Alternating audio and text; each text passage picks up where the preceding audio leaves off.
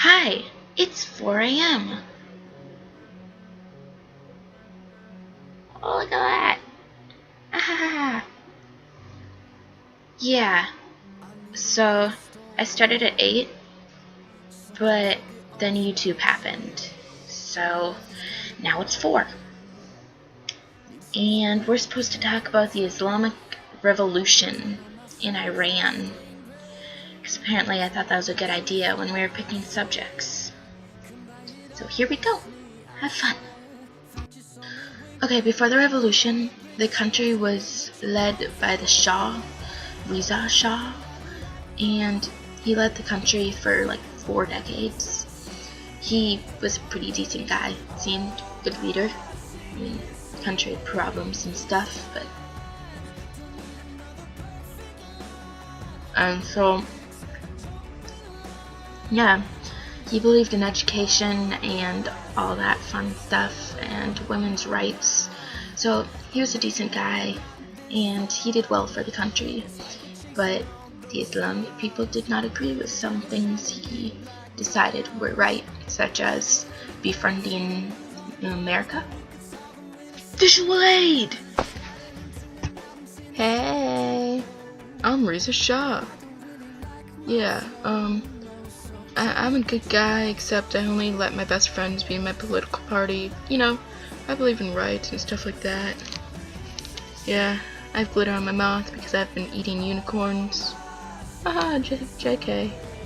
Okay, the second very important person in the story is Ayatollah Ruhollah Khomeini. Yeah, we're gonna call him Bob, because seriously, look at this name. It looks like someone threw up the alphabet. Well, this guy was the opposition. He was exiled in Paris at the time, and he was yelling to the Iranian people for tolerance. And he was promising them, if he became their leader, that he would give them social and economic reform. Plus, he would return the country back to their traditional religious values. So, this video makes my teeth look so white. Admire. I'm being weird. Okay, so like we learned in Persepolis, in the 1970s, Iran broke out into tons of anti-Shah protesting. And these protests weren't like the American, like, ooh rah rah, stop eating animals kind of thing. They were totally full blown out, throwing bombs at houses and trucks and things. And so, easy enough to say, the Shah ended up in 1979 being exiled. So he kind of traded places with Bobby. Or Bob. Whatever I named him. That's Bob. Now a short intermission. There once was a man named Michael Finnegan. He had whiskers on his chin again. For Michael Finnegan again. Once was a man named Michael Finnegan. He had whiskers on his chin again. Poor old Michael Finnegan again. Now that you've all been scarred? God, this is confusing. Okay, so right before the Shah left, he assigned this one guy, and I'm not going to try to pronounce his name, but we can call him Jimmy. So he assigned this guy Jimmy to take his place, because the protesters have finally managed to kick him out of the country. And oh my god, it's cold in here. Just a second.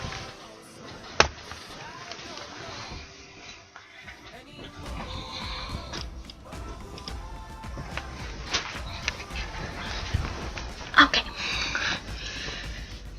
So we have Jimmy, and we have Bob, who's still in exile. And we have the Shah, who's now going to join Bob in Paris, or wherever he decides to go in his exile. Okay, now Bob returns from exile to Iran, and he starts fueling the whole protesting, because they're still protesting against the whole political views of this new Shah, Jimmy, even though the old Reza Shah left. I feel like I should be saying war chants. In 1979, Jimmy retired, and Bob took over. So Bob, who was the guy who was originally exiled to Paris but returned, is now Iran's political leader and religious leader. Okay, overview. Reza Shah, the good leader, was driven out of the country by protesting. He assigns Bobby to take his place as the leader. However, Bobby sucks and cannot handle the pressure or control the country, so Bobby is forced to leave. Bobby takes over the country as a new political and religious leader. All country is now screwed up. Say bye-bye. Bye-bye. Who wants to jump at you guys? Now please enjoy this video of me devouring my grandmother's arm, back from a former project by popular request.